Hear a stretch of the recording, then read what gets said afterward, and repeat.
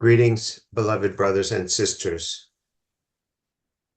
I wish to speak to you today about complaints.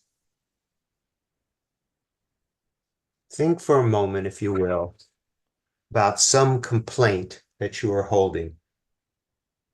Maybe it's under the surface. Maybe you're not actively ranting. But somewhere you're holding a complaint, an insistence that something is wrong and it shouldn't be this way. It could be with your partner. It could be with the state of the world. Perhaps you think it's some kind of an unfairness. Why did this have to happen? How come the rich have managed to amass all the wealth for themselves? Why did tornadoes hit some people and not others? Why doesn't my partner behave in a way that I consider loving and affirmative of my value?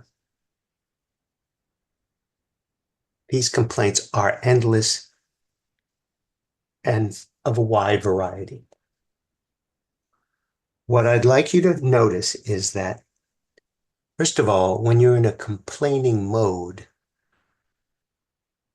check out how you feel. Check out how your body feels when you're complaining. Some part of you may actually be disconnected from your body because it's so satisfying to be right about the wrongness that you're complaining about. But if you really check your body out, you'll see that it doesn't really feel good when you're complaining. But on a deeper level, and this is where I really wish to speak with you, the nature of the complaint itself is an indication that you are out of sync with awareness and life and love as it exists in reality. What you're really saying is things shouldn't be the way they are. They should be the way they aren't. They should be the way I think they should be. And if they aren't, that's not right. In psychology, this is called the neurotic lament, an insistence that things be other than the way they are, and a dissatisfaction that comes with that.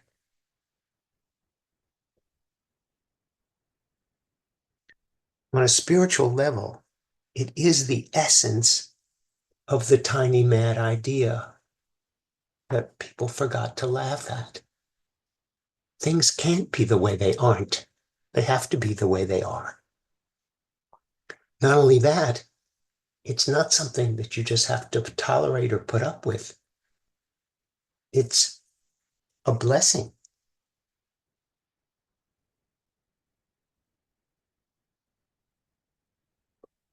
When you stop for a moment and realize that you're complaining and release the complaint, release the notion that you know better, that you know what right and wrong is, you know what needs to happen, you know what the problem is, and you know the solution.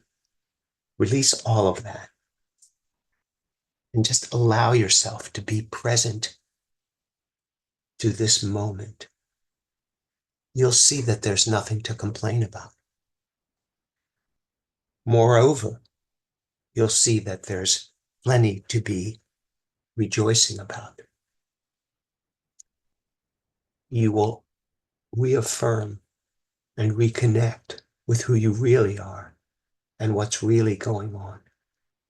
And it has nothing to do with things that are situation specific and circumstantial.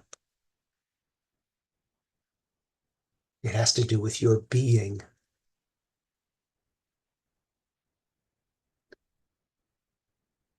And your being, your awareness of yourself, this I am presence, nullifies all complaints. It's not that it fixes them. It removes you from the reality of the complaint. There's nothing to complain about. There's nothing going on except God's will at any particular moment. And the more you align yourself with God's will, the more you will see the wisdom, the blessing, the grace in everything that's happening. And the more you will relax into the unfoldment of your further and further awareness of God's love in your life at this moment. It resolves all of your complaints and all of your problems, not by fixing them, but by removing you from the reality of them and placing you in the reality of truth, the reality of love, and the perfection of God's grace. Bask in that. Breathe that in. Do not address your complaints. Let them resolve themselves. Let the light remove the darkness. I love you very much, and I'll speak with you again soon.